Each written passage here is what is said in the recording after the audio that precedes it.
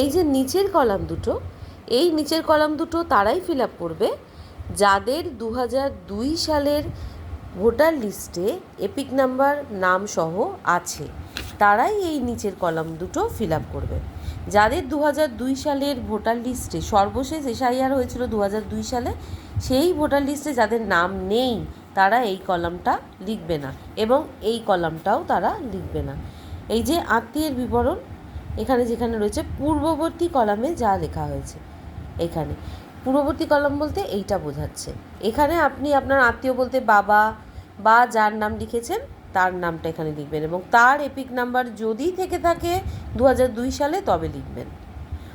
তার নাম লিখবেন, তার সাথে আপনার সম্পর্ক, ডটার বা সান যা সম্পর্ক সেটা লিখবেন। জেলা, রাজ্যের নাম, আপনি আপনার জেলার নাম লিখবেন, আপনি আপনার রাজ্যের নাম লিখবেন, আপনি আপনার বিধানসভা ক্ষেত্রের নাম লিখবেন। এইখানে লিখবেন বিধানসভা ক্ষেত্রের নম্বর, কোন 2002 সালে কোন বিধানসভা ক্ষেত্র থেকে আপনি আপনার লিস্টে নাম আছে সেই নম্বরটা লিখতে হবে।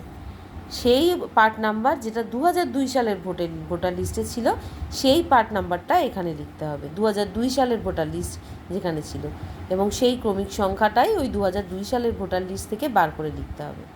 এই দুটো কলাম যাদের 2002 সালের ভোটার লিস্টে নাম নেই তারা ব্ল্যাঙ্ক ছেড়ে দেবে, এই নিচের কলাম দুটো তারা করবে না।